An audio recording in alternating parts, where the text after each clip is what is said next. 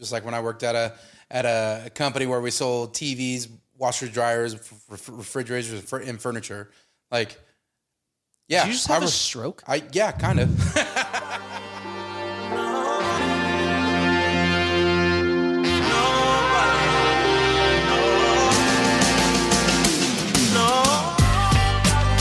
Welcome everybody to an RBM short.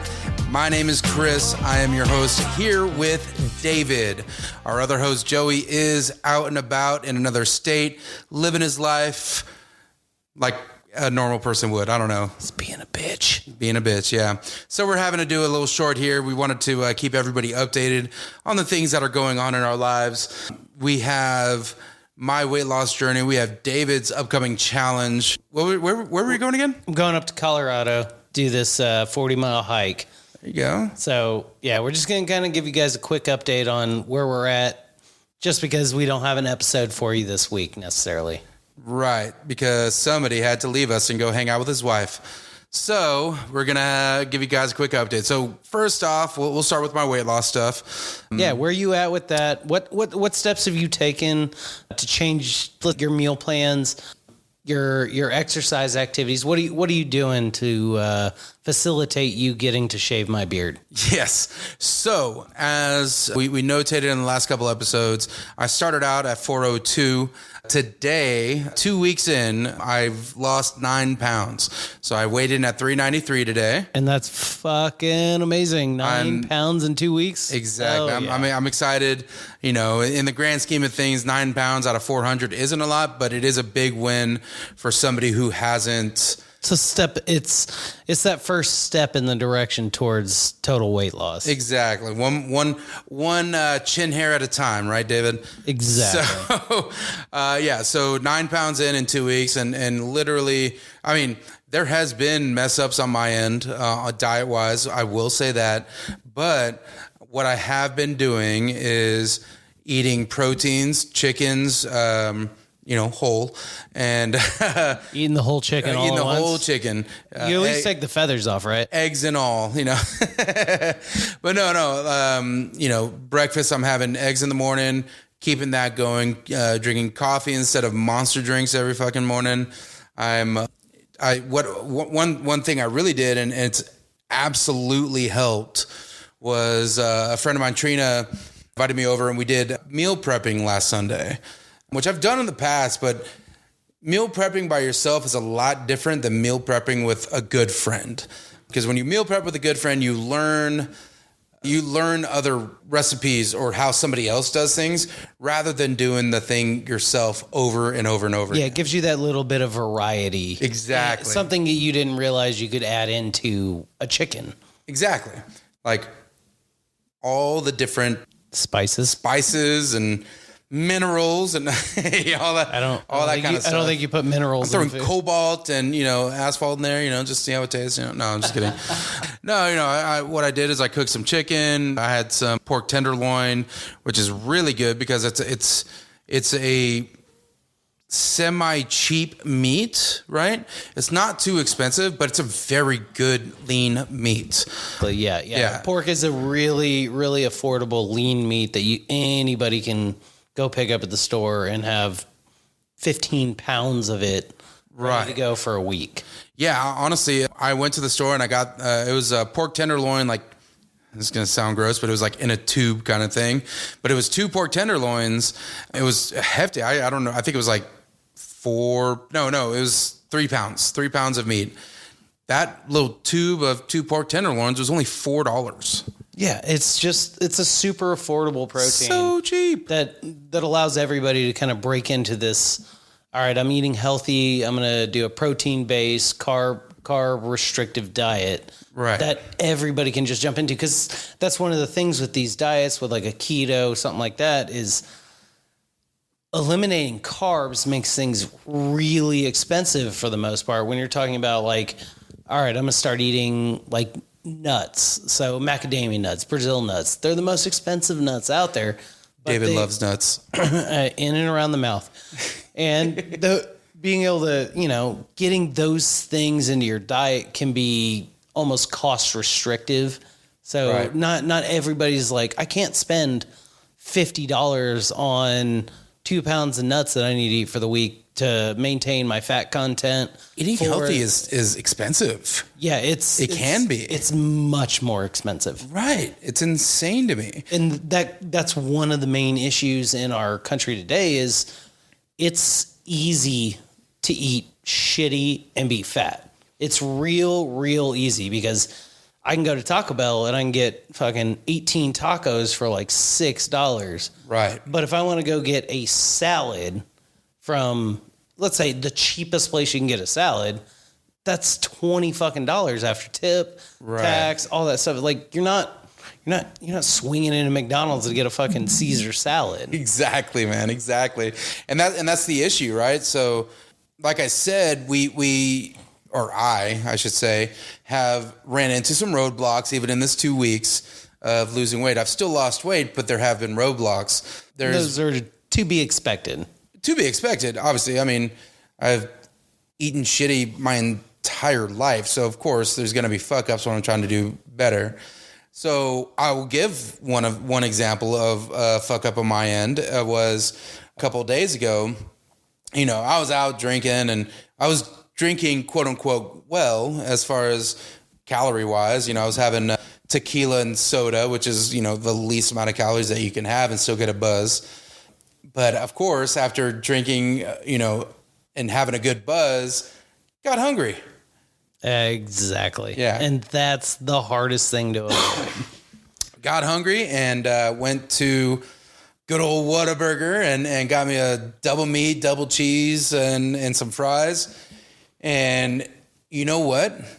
It just didn't taste very good. Didn't hit the same way for you? Didn't hit the same way because of the regret and, you know, holding myself to the standard that I'm trying to hold myself. I felt that guilt come in really hard and tried not to let that like really like bring me down or anything like that. I took it as a sign that I'm like moving up. Like, okay, I made a shitty choice, but I know the right choice to make in the future. And I felt shitty because I ate that shit food. So now I'm going to move forward and know that feeling moving forward. Yeah. It gives you that ability to kind of go before you do something. When you're in that Whataburger drive-through line, you can be like, oh, man, last time I did this, I felt horrible afterwards. Like, is this instant satisfaction worth feeling like that? Or should I just go home, maybe not even eat tonight, but like make a good breakfast tomorrow morning when I wake up? Right. And just continue a fast. Yeah. Yeah, exactly. So that was one mess up. Another funny story before we get into your upcoming trip. An interesting story. I was at work, you know, I have my meal prep. I got my pork tenderloin. I got some green beans, and I got, like the Waterloo seltzer waters, soda waters. Yeah. So I still have not had soda this whole 2 weeks, which is another probably big reason why I've lost the weight. And that's a huge thing. Yeah. Quitting soda. I mean, did you have any headaches or anything? So I was that first week. I was a bit irritable the first week, to the point where I remember even I was texting a friend of mine and she was like, "You're being a little chippy right now." I'm like, "Sorry, I haven't had a soda in a week," and I'm like, "I'm pretty irritable right now, and you're kind of being a bitch." So it's probably that second part, but yeah. It's when I've quit caffeine before. That's exactly what happens. Is you get a little irritable. It's kind of a tough thing to go through, and you don't realize it until you do it. Right. It's kind of like smoking cigarettes. The same thing, right? Everybody thinks smoking cigarettes, and then you stop, you're gonna be irritable. So, but to get back to my story, right? So I hadn't drank a soda in a long time. And so I'm in the break room at my office, sitting there with my food that I prepped, and, you know, it was delicious. I made pretty decent food, if I don't, you know, let me toot my own horn here. I'm sitting there eating, toot toot. And yeah, I'm sure it's great. Yeah. I'm sitting there eating. This guy walks in, sits down. He went to Sonic Burger and comes in with a giant freaking burger, some tater tots, a giant soda, and like the ice cream to go along with it. Literally, it like across from me, like where you're sitting right now. David's probably about 4 feet from me. sitting right across and literally just like kind of eating right in front of me. And I wanted to throw the table at him because I was like, I want that in my mouth right now. And I remember, I think I texted you guys. I was just like, man, I just got to pretend this pork loin is a delicious burger with tater tots right now. Yeah. And then it takes a while for that pork loin to taste like a delicious burger. Exactly, it does. It's not 2 weeks in. It's like 7, 10, 12 weeks in. Exactly. That's when you're like, oh, yeah, I don't, that burger looks gross. I don't want that. But the biggest thing, and you guys even told me this, is I felt way better after that meal than he did after his meal. Yeah. So that's, there's, yin and yang. There's two sides to every story. You're like, I saw that, I wanted it, but I knew better. Yeah. Right. And that's the constant battle of losing weight, is knowing better, but telling yourself to not do that thing. Yeah. Being able to override the system regularity, the things that you always do, being able to go, no, we don't do that anymore. We don't eat that. We don't sit at home and do nothing. We get up and we do shit, or we eat broccoli and chicken. Like, right. Being able to get your body to understand that that's the new norm is it's a really tough process for people to go through. And, doing that myself multiple different times, like, still trying to get onto a keto diet. I'm like, give me a beer. Yeah. Fucking donuts on Saturday mornings. Man, those are my like Saturday morning donuts. That's your thing? Oh, Saturday morning donuts, man. That's like my guilty pleasure. Like, and I got back from the ranch trip this weekend, and I was like, oh, I cheated yesterday. I was like, well, I can bleed that into the day. 24 hours, Yeah. I was like, when did I start yesterday? I cheated at noon. It's only 10:30 today. So yeah, I went and got some donuts yesterday. Right. Yeah. And you shot some guns on that trip too, man. Yeah. Can I'm gonna tell this story because David went on a trip. He was out there. I knew he was on a trip or whatever, but I'm at work and I get a text message in our group chat, and so I work at a rental car company and I get to cruise around some fun cars, and I was cruising around in a Denali XL, beautiful car, amazing sound system, and I get a text message on our group chat with David saying, "Look what I just did," and it's a video. I'm like, "Oh, cool! He's shooting a gun." I have my Bluetooth on this and I just push play, not thinking that the music was up because I was jamming some music. And next thing I hear, it's a slow motion video of David shooting this gigantic gun, and I hear boom, boom. But blew out my goddamn eardrums in the car. I almost swerved off the goddamn road because of that shit. But it looked very cool after I watched it, not on 10. Yeah. Took the volume from 11 down to like a reasonable 6. Yeah, reasonable 2 would have been better.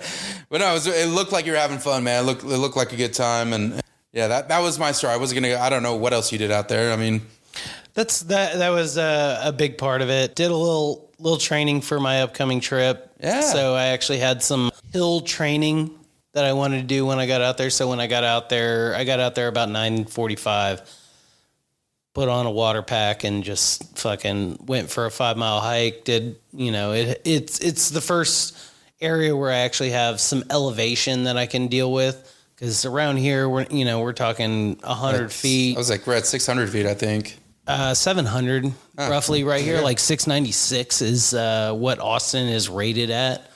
I believe like at the spot right there in front of the Capitol, I think is 696 or 697.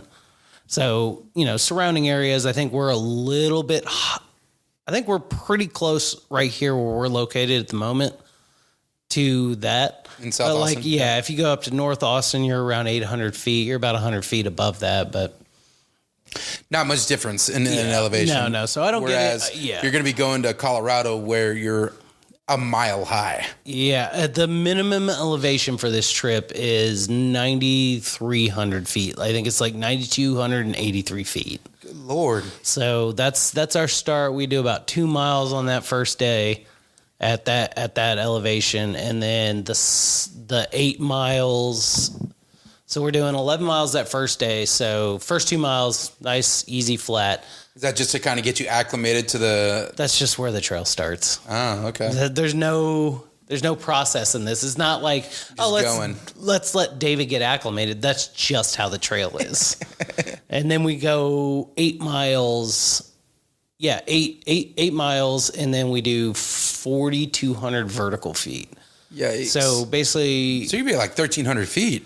We'll be at 12,680, I believe. Is the peak? How many feet are in a mile? Isn't it like 6,000 feet in a mile? Yeah. 5,200 and some change. So you're going to be over 2 miles above our normal sea level. Yes. Wow. For most of the trip. Right. I think if you look at the total breakdown, I think probably about 50-60% will be above 2 miles, and the other part will be just barely below 2 miles. Dude, that's insane, man. How are you going to breathe? I don't know. I do it when I go snowboarding. So I'm hoping that that's going to help, but that's, my whole training method has been like, we're going to train weight and distance because I can't train elevation. Right. Like the things that people do to train elevation, kind of not really the greatest. Like there's a lot of science saying like that's a bunch of bullshit. Right. So Right. I decided I wasn't going to take that route. I was going to do a double weight pack. So when I train with 60 pounds on my back instead of the hopefully about 37, 38 that I'll be carrying when I'm doing this trip. Right. Okay. So when you go out there, are you going early so you can acclimate, or are you like going out there and then boom, next day, let's go fucking hike? This is going to be a boom. Next day, let's go hike. Unfortunately, just due to time constraints and like vacation and stuff like that, it's working out to where I'm gonna basically fly out like midday Thursday, meet up with the person that's spearheading the trip. Right. Go pick up a couple last minute essentials like Whiskey.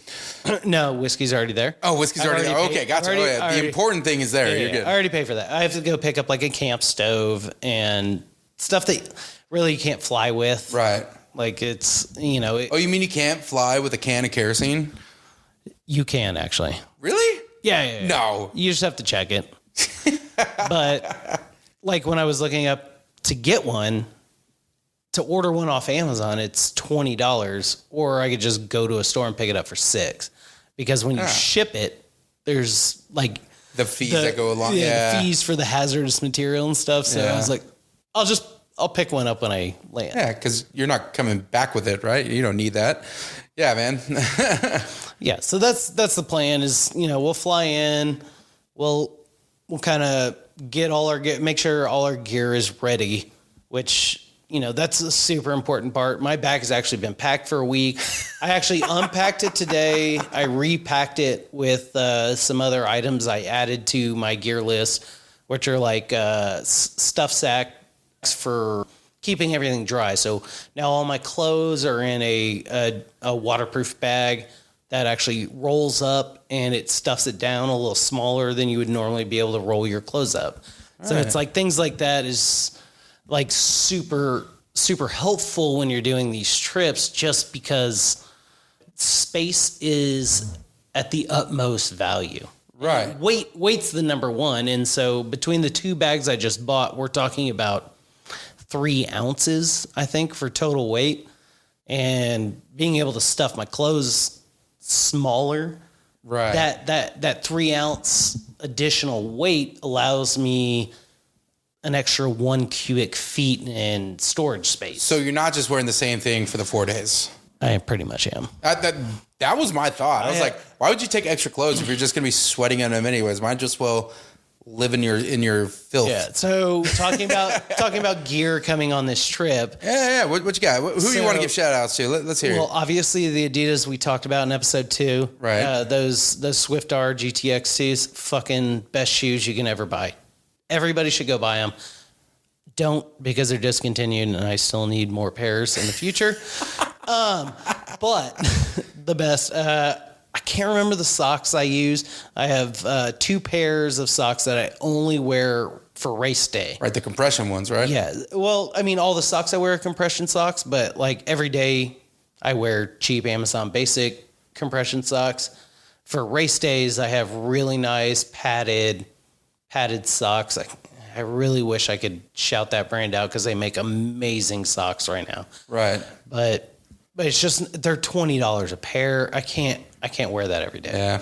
That's ridiculous. I'd rather have 85 pairs for like 12 cents. Right. You're not Tom Cruise. You're not buying $20 pair of socks for every day. And then we go into like camping gear I'm using. So I'm using a lot of Kelty products because Kelty makes an amazing product for an affordable cost. Kelty, how do you spell that? Kelty. Okay. Yeah. Okay. And they're like an entry level backpacking company. Yeah. So for beginners. Yeah. It's not for beginners. They make amazing products for people that do this all the time, but they make them at an affordable cost. So you lose some of the benefits of that high end gear when you're talking about like a Salmon. What are those other companies? It doesn't matter. I mean, I don't know. So looking at this through the lens of somebody basic that might be interested in doing something like this, where would you send them to? Can you get this stuff at like an academy or like a regular store? Like where are our listeners going to get this gear? REI. By far. Go to REI. If you have a Cabela's or a Bass Pro Shop, those are also good resources. Realistically, you're probably not going to get the customer service you want from one of those, but you're going to get the exact same product. But in my experience going to an REI, you get very knowledgeable people that go, okay, what are you doing? All right, no, yes, that's the best thing you could get, but for what you're doing, we could be right here in this area, and you're going to get the exact same experience for half the cost because you're not doing this 365 days of the year. You're going to do it for one long weekend. Right. They're not trying to upsell you for the most expensive product. Exactly. They fit you to the right thing. And then like a Cabela's and a Bass Pro Shop, I mean, you could have a guy from fucking fishing that's helping you with camping gear, and he doesn't know shit. Yeah. Just like when I worked at a company where we sold TVs, washers, dryers, refrigerators, and furniture. Like, yeah. Did you just have a stroke? Yeah, kind of. my brain was working faster than my mouth right there. But I used to work at a sales company, and yeah, I was like the furniture expert there, but I was still selling refrigerators. I'm like, yeah, this is a good one. Why? Well, the price says it's better. That price is higher than that one right next to it. Exactly. So you're not getting me trying to sell you something. You're getting something that actually nobody knows what they're talking absolutely. So, and that's like when I went and bought my race shoes. That's why I buy all my race shoes there for probably 30% more than I can get them on Amazon. Is because I'm going to meet that guy that has tried on all of them. And he's like, here, what are you doing? Okay, you flat-footed? Or do you have no arch? Do you need good arch support? What kind of race are you running? Is this a short distance? Is this a long distance? Right. Like, okay, then he can break it down and go, like, we don't even need to look at this rack. We can just go to this rack right here and these 2 shoes. Let's try these 6 on, see which one feels the best. Right. Which that helps. Yeah, 100%. that kind of customer service is, I mean, it's worth every penny. And this is at REI. Yeah, REI. Which is a place that you told me to go look because I'm looking for new walking shoes, and you told me to go there. Definitely still need to go there. I might go there tomorrow. Yeah, man. So what? Okay, so all the shout outs and all that kind of, unless you have any other things you want to shout out. I don't. I'm always going to give a shout out to Open Legacy Athletic Wear, small company out of California that designed beautiful shirts that have good cuts in them that you will not find in any other shirt. You don't have the shoulder seam. You have a double shoulder seam. And it's for hiking, running, just everyday life. It's just such a better feel. So I cannot not give that company enough fucking props. They make amazing shit, and I think everybody should have at least one or two. There you go. You heard it from David. If you need a nice shirt, go to Open Legacy. I think it's Open Legacy on Facebook is where you get all that Open stuff. Legacy. Okay. All right. Well, if Open Legacy, if you're listening, hook a brother up because I'm trying to hike too. Yeah, I've got a discount code. I'll there you send go. it your Hey. way. So you're going on this huge hike. Like, what is your number one thing that you're looking forward to? Is there like a specific picture spot that you're looking at, or what you got? My number one thing is being able to disconnect. So my phone will be on me the whole time, but airplane mode the entire day. Yeah. New watch, so I don't have to charge it the whole time. I don't have to deal with any notifications. By the way, thank you for the watch for tracking my steps and everything like that. David hooked a brother up. I'm tracking my steps moving forward. I'm going to try to hit some steps challenges of my own. Maybe not 1 million steps like he did in a month, but I'll find my own, and I'll tell you guys about that later. Go ahead. Sorry. Yeah. So coming back, it's just like, I think the whole point of this trip is to be able to completely escape everything, like all the stresses of life, and I'll be in this wilderness that's literally why I do all the training I do. And so this is like the expression of all my training in like a 4-day period where I get to be up on the mountain completely disconnected. I mean, we're camping just over the peak the first day, just before the peak the second day, and then the third night will be like in a ravine valley heading up to a pass. So like the 3 spots we're camping are these like pristine, scenic vistas that I'm so excited to just be able to do that. And then I have recently found out I get to take a drone with me. So nice. We're going to be doing some drone flying. We're going to have a really dope video for the followers to see afterwards. By the way, we're setting up the social medias, and we're going to have pictures of my weight loss. We're going to have David's pictures of his adventures. We'll throw in some stuff that we've talked about, in the past. We'll throw in some old pictures and stuff like that. But really want y'all to engage with us and let us know what you think. And heck, if you're trying to do the same thing, or if you've done the same thing that David has done, or if you've lost a ton of weight, give me some advice.